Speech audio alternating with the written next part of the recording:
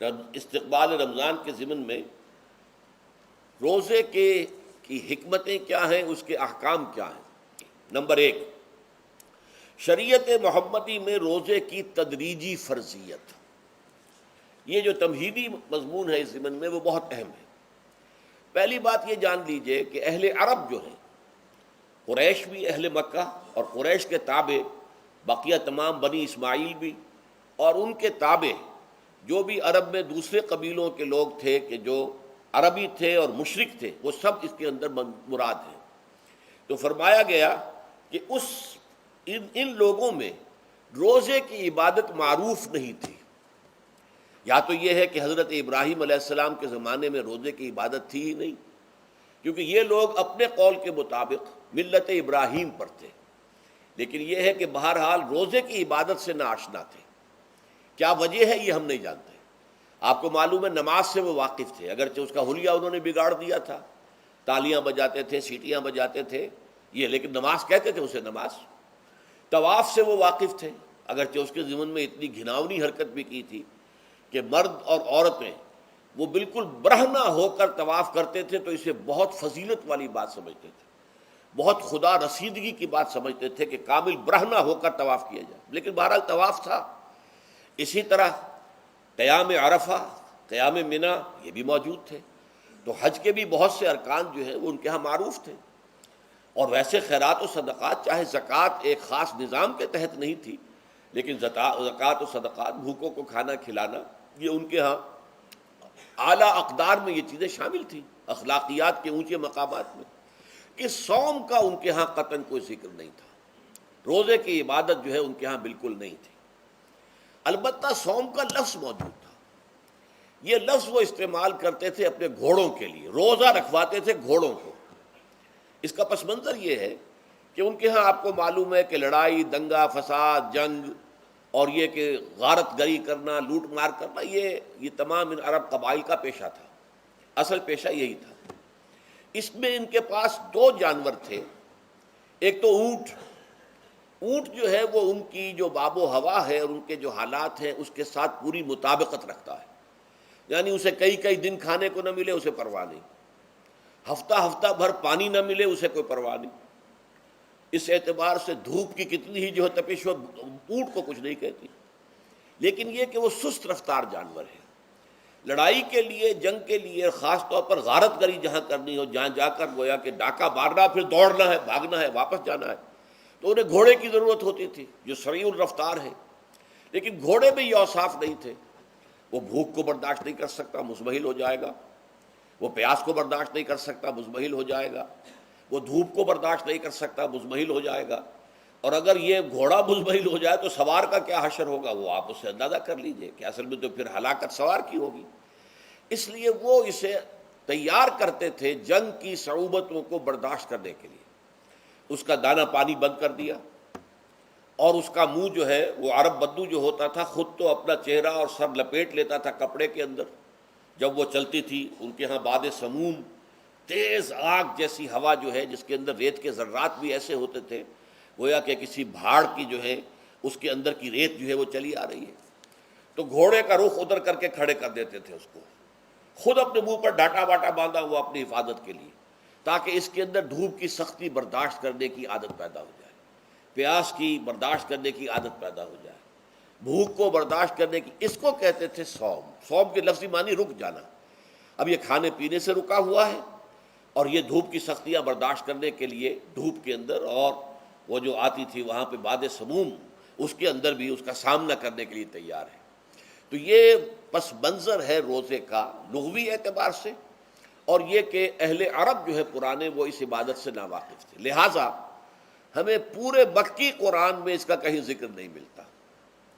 البتہ مدینے میں جب حضور تشریف لائے اور صحابہ کرام ہجرت کے بعد، تو یہاں آپ نے دیکھا کہ یہودی جو ہے وہ روزہ رکھتے ہیں یوم عاشورہ کا، 10 محرم کا۔ تو حضور نے دریافت کیا کہ یہ تم 10 محرم کو روزہ کیوں رکھتے ہو؟ تو انہوں نے کہا کہ یہ دن ہماری نجات کا دن ہے۔ 10 محرم کو اللہ تعالیٰ نے فرعون کو غرق کیا تھا اور ہمیں نجات دی تھی اس کے ظلم و ستم سے، تو شکرانے کے طور پر ہم روزہ رکھتے ہیں۔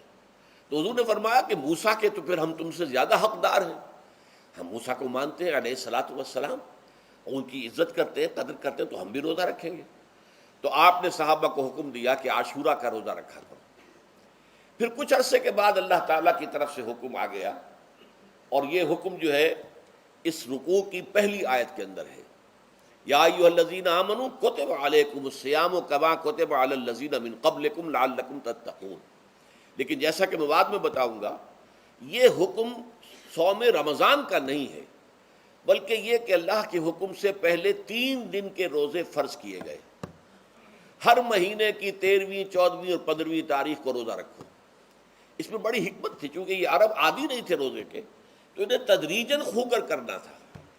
ظاہر بات ہے کہ 30 دن جو ہے وہ تو ایک بڑی مدت ہے، اور ظاہر بات ہے کہ مئی کا مہینہ بھی آ جائے گا، اس میں جون بھی آئے گا، جولائی بھی آئے گا، قیامت خیز مہینے آ جائیں گے، تو بڑی ہمت جواب دے جائے گی۔ تو پہلے روزہ ہر مہینے 3 روزے رکھنے کی ان کو مشق کرائی جائے تاکہ یہ عادی ہو۔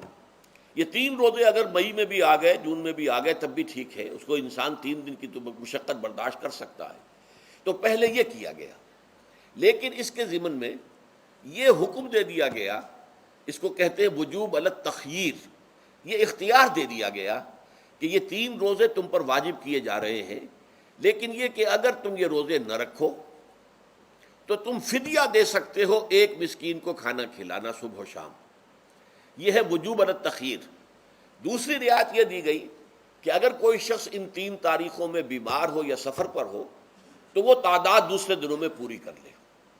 یہ ہے گویا کہ سب سے پہلا حکم جو دیا گیا ہے، اور اس کے ضمن میں اب میں چاہتا ہوں کہ آیت نمبر 2 آپ اچھی طرح پڑھ لیں، اپنا سامنے رکھیے اور اس کے حوالے سے یہ بات سمجھ لیجیے۔ ایام معدودات، یہ دن ہیں چند گنتی کے۔ مجھے حیرت ہوتی ہے کہ جدید جو مفسرین ہیں جنہوں نے اردو میں ترجمے کیے ہیں، تفسیریں کی ہیں، ان سب کے نگاہوں سے یہ بات اوجھل رہی کہ یہ در حقیقت رمضان کے روزے کا ذکر نہیں ہے، بلکہ اس ابتدائی حکم سے متعلق ہے کہ جو ہر مہینے میں 3 دن کے روزے رکھنے کا حضور نے دیا تھا۔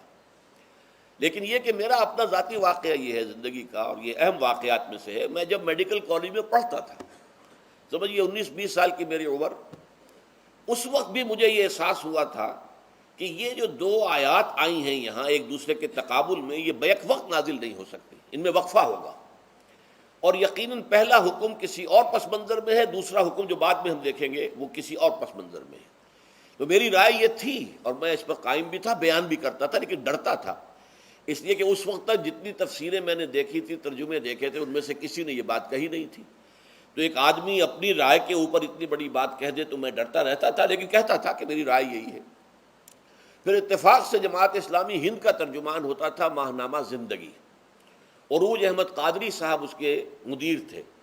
وہ جو ایک پرچہ آیا اس میں انہوں نے تنقید کی تھی مولانا سید انور شاہ بخاری رحمۃ اللہ علیہ پر، کہ ان کشمیری رحمۃ اللہ علیہ سے، ان کے اوپر یہ تنقید کی تھی کہ انہوں نے یہ عجیب بات کہہ دی ہے کہ یہ جو حکم ہے یہ رمضان کا نہیں ہے، بلکہ رمضان سے پہلے جو حضور نے حکم دیا تھا 3 دن کے روزے رکھنے، اس سے متعلق ہے۔ اب مجھے اس کے اوپر پورا اطمینان ہو گیا کہ اگر سید محمد انور شاہ کاشمیری رحمۃ اللہ علیہ کی رائے یہ ہے تو متفق گردید رائے بو علی بارائے من، مجھے اب اس سے زیادہ اور کسی سند کی ضرورت نہیں ہے۔ بعد میں نے جب تفسیر کبیر امام رازی رحمۃ اللہ علیہ کی اس کا بھی مطالعہ شروع کیا تو میں حیران ہوا کہ سلف میں تو یہ رائے کثرت سے موجود تھی۔ کیا سبب ہوا ہے کہ آج کے دور کے جو مترجمین اور مصنفین ہیں ان کی نگاہوں سے بالکل یہ بات اوجھل ہو گئی؟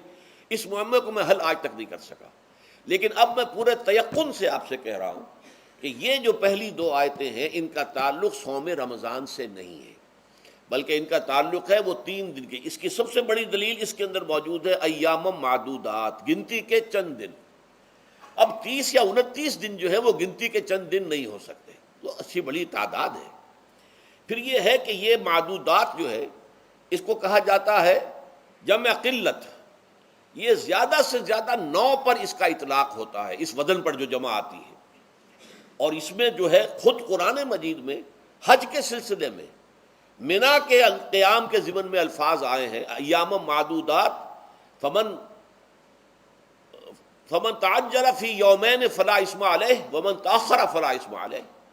منا میں قیام ہے گنتی کے چند دن، تو جو 2 دن ہی میں جلدی کر کے وہاں سے واپس ہو جائے اس پہ بھی کوئی اس گناہ نہیں ہے، اور جو مؤخر کر کے 3 دن پورے کرے اس پر بھی کوئی گناہ نہیں۔ تو وہاں پر بھی نظیر موجود ہے کہ 2 یا 3 دن پر اس کا اطلاق ہو رہا ہے۔ تو یہاں پر ایام معدودات سے لازماً یہ مراد ہے کہ یہ 3 دن جو ہے ہر مہینے میں 13ویں، 14ویں، 15ویں، در حقیقت اس روزے سے متعلق یہ آیت آ رہی ہے۔ اور یہ بھی نوٹ کر لیجئے کہ رمضان کے روزے کی فرضیت کے بعد بھی حضور کا معمول اور آپ کے صحابہ کا، اور جو بھی ہمارے ہاں اتباع کرتے ہیں حضور صلی اللہ علیہ وسلم کا نوافل میں بھی ان کا یہ معمول ہے۔ ہر مہینے میں یہ 3 روزے حضور بعد بھی رکھتے تھے، اور آپ کے بہت سے صحابہ رکھتے تھے، اور آج بھی ہمارے ہاں بہت سے لوگ جو دیندار ہیں اور جن کے اندر یہ جذبہ ہے اتباع سنت کا، وہ رکھتے ہیں۔ 13ویں، 14ویں اور 15ویں تاریخوں کا ان کو ایام 20 کہتے ہیں۔ اس کی راتیں روشن ہوتی ہیں، 13ویں رات، 14ویں رات، 15ویں رات۔ چاند جو ہے اس کے اندر آپ کو معلوم ہوتا ہے 14ویں کو تو مکمل ہوتا ہی ہے، 13ویں اور 15ویں کا بھی تقریباً مکمل ہے۔ تو ایام 20 کے روزے جو ہیں بعد میں بھی برقرار رہے ہیں، لیکن نفلاً۔ فرض اس کے بعد جو ہے وہ رمضان کے روزے ہو گئے۔ تو ایام معدودات یہ دن ہیں گنتی کے۔ فمن کان منکم مریضا او علی سفر فعدۃ من ایام اخر، تو جو کوئی بھی تم میں سے ہو بیمار یا سفر پر تو وہ تعداد پوری کر لے دوسرے دنوں میں۔ گویا کہ اب اگلی کے ایک تو یہ رعایت ہو گئی، دوسری رعایت وعلی الذین یطیقونہ فدیۃ طعام مسکین، اور ان لوگوں کے ذمے کے جو اس کی طاقت رکھتے ہوں، یعنی مریض بھی نہیں ہے، صحت مند ہے، روزہ رکھ سکتے ہیں، سفر بھی نہیں ہے، سفر پر نہیں ہے، مقیم ہے، روزہ رکھ سکتے ہیں، پھر بھی نہ رکھیں تو ان کے لیے بھی ایک اختیار، اسی لیے میں نے لفظ استعمال کیا تھا وجوب علی التخییر، واجب تو ہے لیکن اس میں ایک اختیار دے دیا گیا ہے۔ وہ اختیار کیا ہے؟ فدیۃ طعام مسکین۔ تو پھر یہ ہے کہ ایک مسکین کو کھانا کھلا دینا، فدیہ کہتے ہیں کسی چیز کا بدل ہو جائے، جیسے کہ جنگی مجرم ہے اس کا فدیہ ہے، گویا کہ اس کو دے کر وہ پھر آزاد ہو جائے گا، فدیہ اس کو کہتے ہیں۔ ففدیۃ طعام مسکین، لیکن یہ ہے کہ فمن تطوع خیرا فہو خیر اللہ، اور جو نیکی سے خیر کرنا چاہے مزید تو وہ اس کے لیے بہتر ہے، ایک کے بجائے 2 کو کھلائے، 3 کو کھلائے، 4 کو کھلائے، 10 کو کھلائے، تو یہ تو ترغیب ہے، لیکن کم سے کم ایک مسکین کو کھانا کھلانا 2 وقت کا۔ وَأَن تَصُومُوا خَيْرٌ لَكُمْ، اب دیکھیے یہ لفظ بول رہے ہیں، اگر تم روزہ رکھو تو یہ تمہارے حق میں بہتر ہے، یعنی اگرچہ اختیار تمہیں دے دیا ہے، اختیار یہ ہے کہ روزہ رکھو، اگر نہ رکھو تو فدیہ دے دو ایک مسکین کا کھانا، لیکن اگر تم روزہ رکھو ان کنتم تعلمون، اگر حقیقت میں تم علم رکھتے ہو کہ روزے کے اندر کیا کیا برکات ہیں تو تمہیں روزہ لازماً رکھنا چاہیے۔ تشویق اور ترغیب موجود ہے، لیکن یہ کہ اس کی فرضیت یا وجوب نہیں ہے۔ یہ تھا ابتدائی